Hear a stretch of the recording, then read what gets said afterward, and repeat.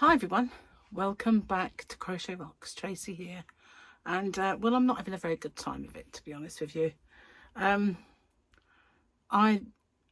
this close to giving up on something because I've been trying to get this square done for quite some time, and there's always something I don't like about it. There's always something that goes wrong with it, and you know, how many times do you want to keep, bashing your head against a brick wall? Just had enough of that one. If I ever see it again, it'll be too soon. Right this precise moment in time, so I'm going to give it up.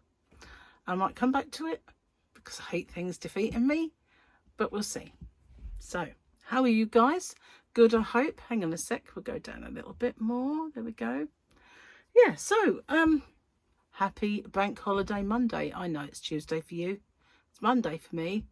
And it's a bank holiday. Not that that makes a great deal of difference to my life anymore. Don't work in a working environment to get it off or get double time for working it. Don't have kids at home. Bank holiday means just stay in because the traffic will be evil. That's all it means to me now. Oh, and the shops, might run out of stuff. That's about it. But it is a bank holiday anyway, so I know it's Tuesday for you because, as you well know, my today is your tomorrow. Your tomorrow is my yesterday. So yeah, Tuesday, which means for you today I have to go to the hospital, and it's a morning appointment, get my checkup done. I think, yeah, hospital tomorrow, Thursday blood test. Just lucky me in the same week. We did pop out though. Gary wanted to go out early, but I didn't, so he went on his own, and he went and got some more sand and cement, and he's been doing his wall out the back. It's looking good actually. He's also kind of got more of the grass area, that will be grass area, flattened. At the moment it's just earthy, but not ready for that yet. So he went on his own, and I did a little tutorial, or part of one, and it's here. So that was that, and then he come back, and he wanted to pop out.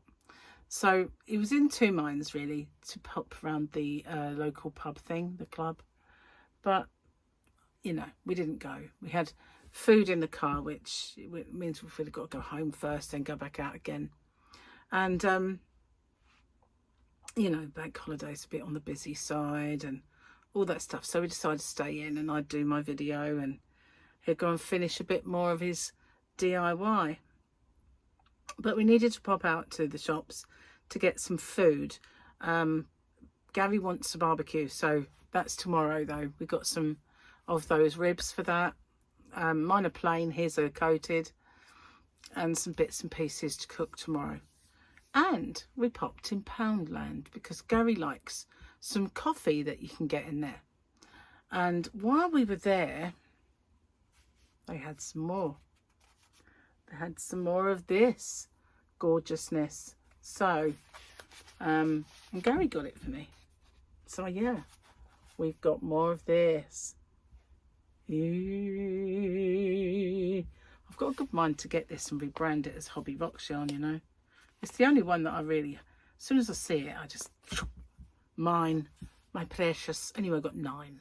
So yeah, but that was all I got while I was out. That and oil for cooking. I decided to give peanut oil a try. I don't know if it's good for you, bad for you, or what for you, but I'm trying to steer clear of vegetable oils and seed oils because they're not great for low carbon. So I have avocado oil, go through that like water. So I figured, give the peanut a try. I'll read up on it and then think, oh, shouldn't have bought that. That's usually what happens. Don't read it first, just get it and then think, oh. So we'll see. So let's have a look at the Tuesday picture. Still annoyed that I could have kept Grogu for another day. We've got Mandalorian and the guy who was Apollo Creed. Who was his name? I can never remember in Mandalorian. No, Grogu though. There ain't no Grogu. Gary's joke then. Where are we up to? Frisbee. I still laugh when I see that one. Okay. Did I do that one? What do you call a toothless bear? A gummy bear? I think I did. Well, I just did anyway if I didn't. So what kind of car does a sheep like to drive? A Lamborghini. A lamb. I'm not good at that, am I? Lamborghini, that's better. Well, you know, some of these jokes I know that I have said before when I was doing Joke a Day. But, you know, Gary's enjoying himself doing them, and a lot of people are really digging his jokes, so we'll keep it and keep it going. So, I feel a bit tired today. It's a tiring day. It's the sun. It's really kind of hot again today. I made sure I put tons of Factor on before I went out, and a little bit of foundation on top so that it didn't look, yeah. The ones I'm getting are quite good though. They're not oily. They don't make you look shiny, which is a godsend. But I started watching a new program, and then all of a sudden I ploughed through it and it's ended. I know. I can't even remember what it's called. North something. North side, I think, something like that. It's on Netflix, and it's got the woman in it whose name I can never remember. She was in Mobland. She was also the maid in Downton Abbey, but she was younger then, and so it's got her in it, and the guy that was in the Game of Thrones, the chubby one, who wanted to be a maester. I can't remember his name. So anyway, it's set in Australia, and there's 6 episodes, and I can't believe I watched them all in a day. Well, I started watching them quite early, actually, about 5, maybe a little bit earlier. I just thought, oh, I'll just do the crochet while I'm watching them. And then the next thing you know, it's the last one. And I've seen them all. And yeah, crazy. But it was good. It was all right. And kind of, I don't know, I think, did I guess it? Let's see. Let me remember if I guessed it right. No. So there's always a good, I started to suspect, but I wasn't sure. But I thought it was another guy, really. So, yeah, kept me guessing. And that's always a sign that something is really good if I don't guess it. Because, you know, I'm very good at guessing what happens. And once I see thing, I should have been a detective, you know, because I always get it. I always, no matter how far-fetched that is, I usually see it somehow, but I didn't that one. And that's always, I always think that's really good then, because I didn't guess it. I'm really hot. I didn't put the aircon on.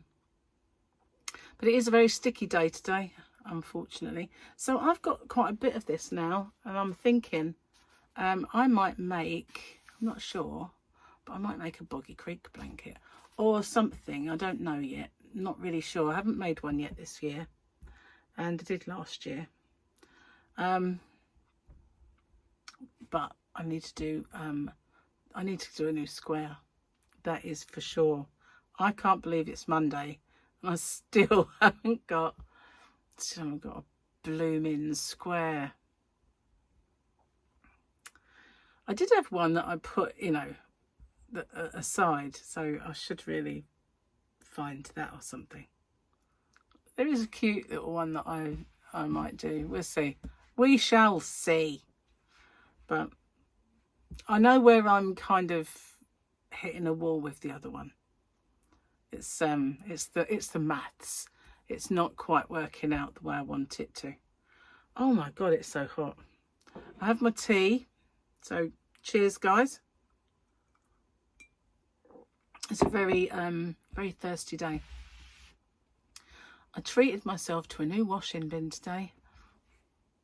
I know how to treat myself, I'll tell you. Yeah, no more with the broken one. Got a new one, and it's not wide.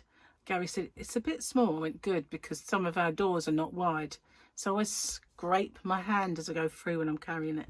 So hopefully I won't do that anymore. But you know, highlight of my day, bought a new washing bin. Gone are the days when I'd say, oh, I went out today, bought myself a lovely bag, a lovely pair of boots, I bought this, I bought that. No, a washing bin, guys, a washing bin. And Gary got me some balls of yarn, so that's cool. Turning into an old dear. Can't have that. Can't have that. Note to self, change your ways. So, another thing I've got to do is go out and pack some orders. Do you know my new yarn that I bought on my yarn quest? I couldn't find it anywhere. I was like, what have I done with that? And I could find the yarn that I got from the range, but I couldn't find the new one. And then I realised, oh yeah, you split it all up and then you put it in your shelves in various colour matches. So I found it now. But yeah, for the longest time I'm thinking, why isn't it around? You know, in all the places that I normally stash yarn, it wasn't. But I found it now. Cheers, my dears. Oh, that is good. I bought some new tea as well while I was out. Oh, that's so nice. I do love a biscuit tea. Do you know that? I mean, I know I've never said it before, but wow. I do love a biscuit tea. I've still got a few boxes of toast and jam tea. I should have to use them because it's all I've got left now. So I should use that. Yeah. So yeah, not much else to tell you really, apart from the fact that I've been sitting here crocheting. I kind of, this thing that I'm making that I've not told you about, it's going to be, won't be a quick thing, it's going to be ongoing. And then once it's done, I'll put it up. But yeah, I'm just doing it bit by bit, which is pretty cool. Got a new way of working it. Well, there's a reason for it. I'm going to incorporate a few of the stitches that I've been doing lately. So that should be good. Anyway, I've done the, I've uploaded the video that I took while I was on the boat trip. And I might put it on the end of this video. It's the red sand forts. Now, it is an acquired taste. It's not like a seaside. It is a historic monument out in the sea.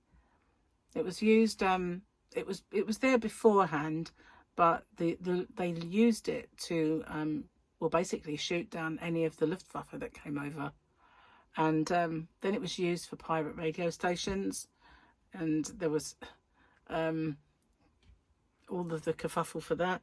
Some bright spark decided, wouldn't it be cool to turn this into a hotel? I think it's a bit dilapidated and a bit rusted. I don't think you could, you know, revamp it to do that. Obviously, it never came off. But there was talk of turning an oil rig into a hotel as well. Imagine it'd be really windy, wouldn't it? You know, out to sea, it is extremely windy. Can you imagine that? You definitely have a lot of sea. Definitely be beside the seaside, but yeah. I don't think I'd like it. I think it'd be like very windy and boring. Not much to do. You go for a walk round, maybe drop down a deck, go for a walk round. But that's as much as you could get to do. If it was lovely warm weather and a beautiful warm sea, a bit of jet skiing, but you know, it's not. It really isn't. So North Sea, just saying. Anyway, I'm going to get off and upload this video and sort of tag on the bit for the boat trip. Might be quite long, and I will apologise because it was extremely windy, and although my microphone is quite good, I knew it wouldn't be that good, and it was cold, so I stuffed in the microphone and I zipped up my top, so it's not muffled, but it sounds crackly. It sounds a little bit I don't know, like, you know, when you I was gonna say, you know, when you're gonna murder someone and you put your cloth over the receiver. No, I know you're not gonna murder, you know, when you see it in the movies, it distorts the voice. Well, it's a similar sort of thing, but for a while I was talking into it like this, but it did have the effect of crackling. Not crackling as such, it's hard to explain, you'll see, but I'll put it there, and it's there for people who want to watch it, and then if you don't, you don't. But obviously it would give me good watch hours if you did, just saying, if you just let it play. So thank you for watching, guys. I'll see you on the next one, and wish me luck at the hospital tomorrow. Yeah, hopefully. I've had a few pains in here, and I know it's kind of things like lymphedema, but it's alarming when it happens. So I'll be glad when he has a good old rummage round. Like, normally he comes in and he goes right behind me here and he goes, a good old, wow, that hurt. Good old rummage. See what I mean? It's sort of sore. But he has a good old feel and a rummage and in my back, because I think they took them from all round. And then he goes and like hikes up my lip and then down this one, and then he looks at the back and the bottom, and he has a good old sort out in there. So yeah, I'll be glad of it this time, although, you know, it's a bit of a pain to go up there, and the parking's never easy, so I'm just glad Gary will be with me, and that way he can stay with the car if I have to run in. Anyway, I'll see you on the next one. I'll let you know how it all goes. Bye for now, guys. Take care. Hi, guys. Well, we're doing another boat trip this evening. Oh, noisy engine.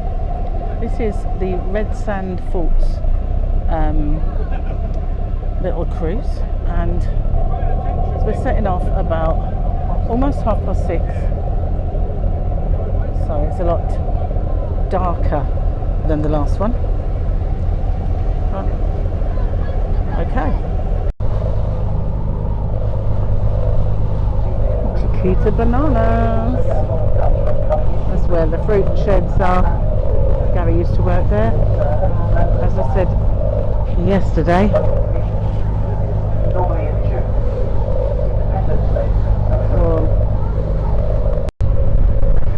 So I think we are heading out to sea to that little dot just about there.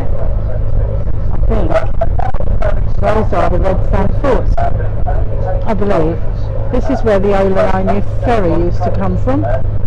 You go to Amsterdam and the bases. Very windy, so I'm really hoping it's not so bad for you guys. Looking over there at that farthest point is where we live. So this is Sheerness here, and you can just see our cliff sticking out there. That's where we live.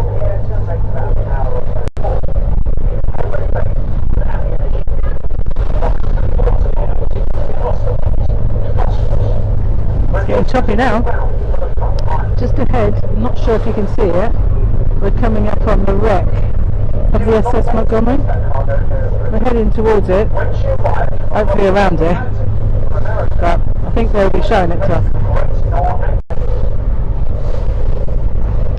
If this ship were to explode, you can just about see the mast. They say it would be the biggest non-nuclear explosion ever. We islanders are always a bit you know, blasé about that and think, yeah, but, well, let's not put it to the test. Well, let's hope not. Looks like home has some nice sunshine in the evening. It's getting closer, guys. I'll find it. Nearly there.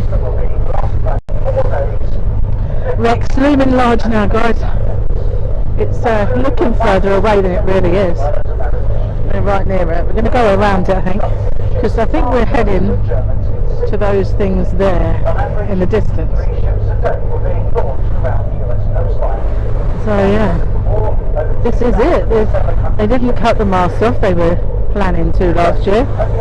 I did actually do a video over on my channel Rock Steady when we went to see this wreck, because they were talking about cutting the mast off, but I think they decided it's too dangerous. But it's rather dangerous to leave them there, because if they fall off, which they are precarious, it could start an explosion on that ship, and they are concerned that if it starts, it will just well, be a bit on the biblical side, so we shall see. Oh, right.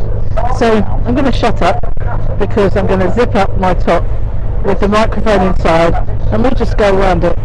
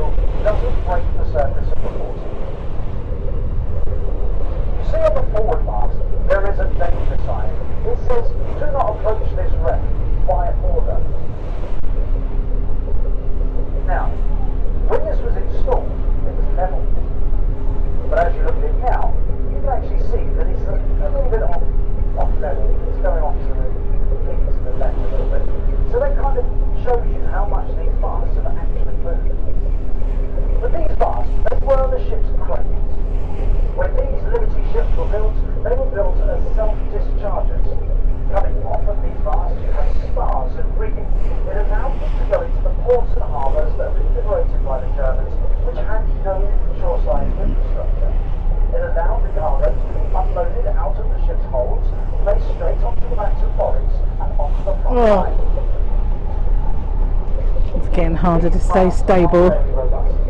Let's face it, they were designed to take the weight of cargoes, which can be quite substantial. They were all the same size. These masts were built on a production line. Halfway up the mast, you see these horizontal flat plates that make them look more like the shape of a T. Now, with these masts all the same size, you can imagine what's like an imaginary line through the tops of those masts. See that the bow of the ship is going down one side of the sandbank into the deep waters of the River Thames. With the rear mast leading away from the other two, the propellers and rudders now are going down the other side of the sandbank into the deeper waters of the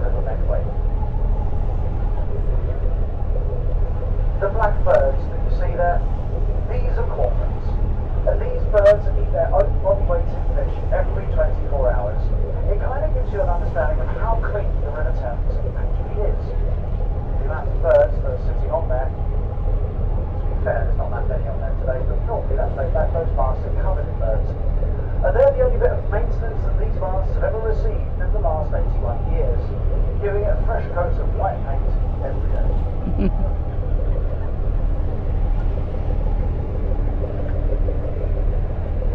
Without further ado, we're going to be leaving the Montgomery behind us now, and we're going to be heading on out to sea, passing down the Medway approach channel, all the way down to the Red Sand Towers.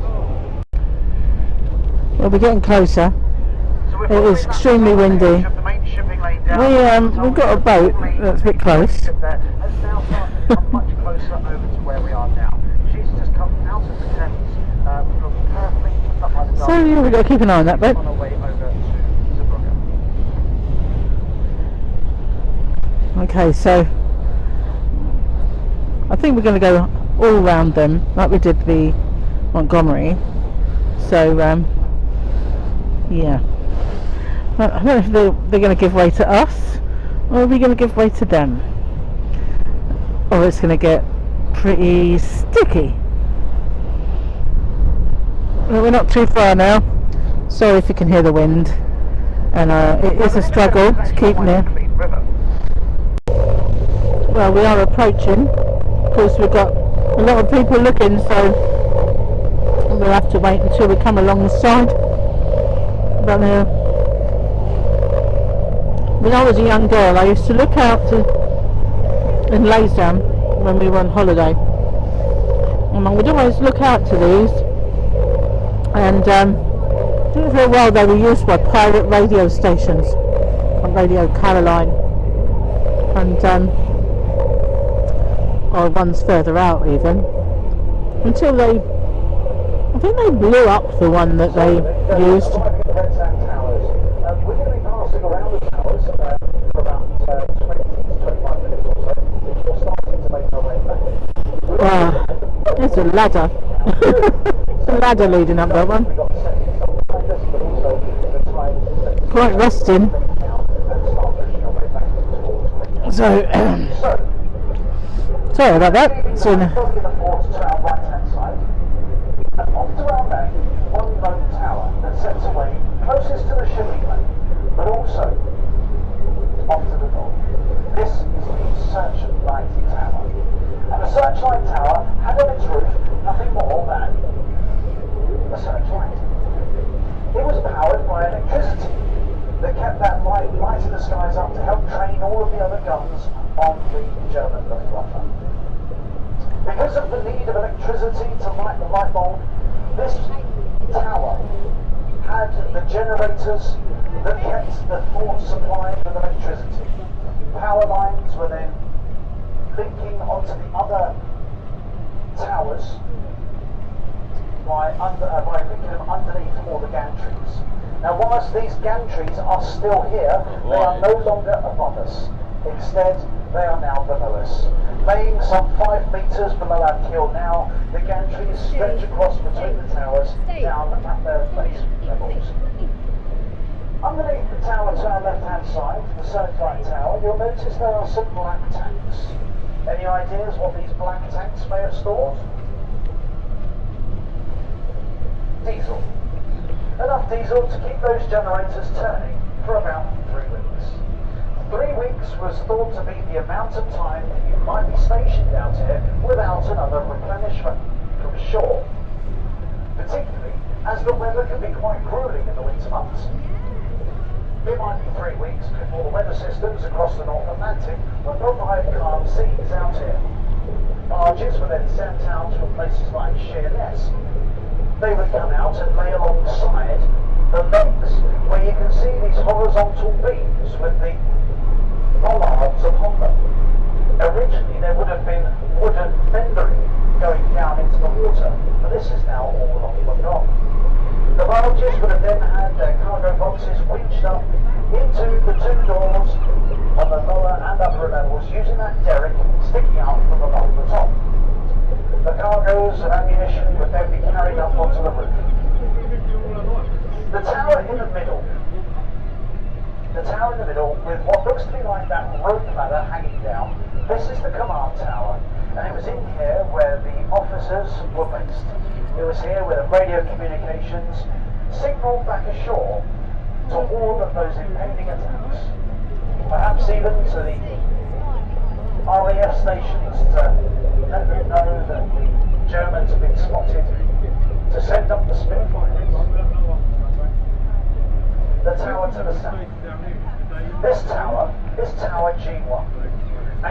notice that this tower seems to have a more modern boarding platform that would allow people inside of this tower.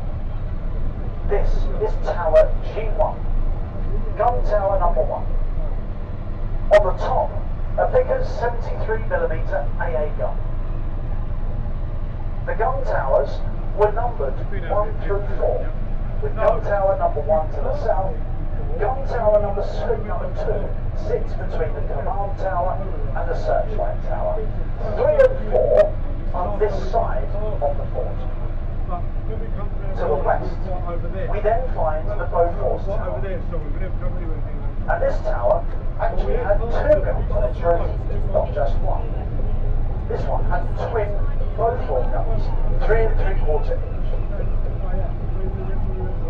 Now whilst gun tower number 1 has this more modern boarding platform, it was placed here in 2015 by a team of enthusiastic individuals who have been trying to keep this tower alive for future generations.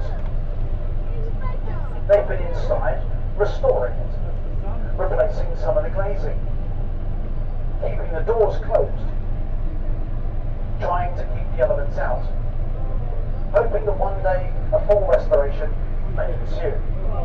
But whilst they have been on this tower since 2015, funding has been pretty scarce. And the biggest problem with funding is that nobody can get title on these forts. They sit under receiver of wreck, abandoned of wreck structures out of sea. And without no title, nobody will actually invest into them. Whilst there have been various ideas of perhaps turning them into a hotel, else perhaps a museum, it's a far-stretched idea.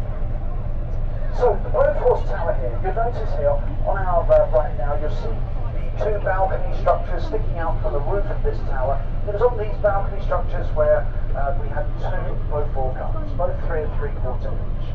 They were the quick firing guns. Underneath this tower, more black tanks. Any ideas what these tanks would have stored? Fresh water. Enough fresh water for 140 men.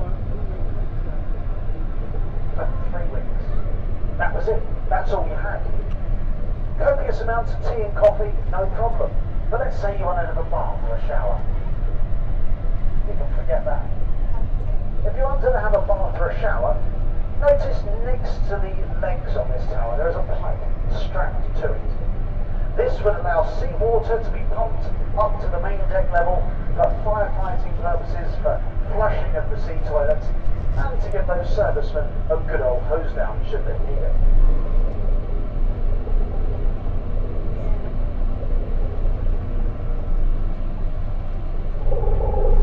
As we pass back round the towers, we're going to be heading on to the north of the Searchlight Tower. Now we do have to remember that these are rusty and clean relics in the middle of the Thames estuary. They are susceptible to the elements, particularly the easterly and northeasterly winds. And the Searchlight Tower, whilst this is, I would say, probably the one tower that still has an almost original boarding platform, you'll see that coming down from between the concrete, that circular hole, this was how servicemen used to get up inside the fort. They used to climb up through that fort in the underbelly. Coming down onto that platform, 2 ladders went up to the tank so they could check the gauges for their fuel levels. And then 2 ladders allowed you to climb down onto the barge loading dock, and again 2 bollards either side. The fenders used to come down either side as well, but the fenders now all on the dock. The majority of the other platforms also that were strapped to all the legs, sadly they've either been cut down or they've collapsed into the sea. Some of them were cut down to prevent access onto the forts. And today the Searchlight Tower is probably the only one that has something that's reasonably original. Now the engines, the generators are still in there, but they are in various states of repair. Probably with various bits and pieces that have been pillaged and pinched from them to try and keep fishing boats going by various fishermen. But they are still in there. But every year we come out here, we see various bits of steel that have either dropped or now hanging further. And underneath these black tanks, you'll see those RSJs now that have dropped down at an angle. That only happened about 2 weeks ago. And we've been keeping our eye on that because we're expecting that to be the next bit of steel to drop off. Earlier on this summer, we had a big sheet, maybe about 3 foot by 2 foot, that was hanging, waving in the wind on the searchlight tower, and that has now gone. Now it's probably sitting on the seabed below. And it probably won't be much longer until we see one of these metal houses collapsing down over the top of one of these legs. Let's take a quick look out to sea. Before we lose sight of it, behind the ferry there, the Pauline now passing to the south of the Shivering Sand Towers. She's heading on down the Prince's Channel. That is the most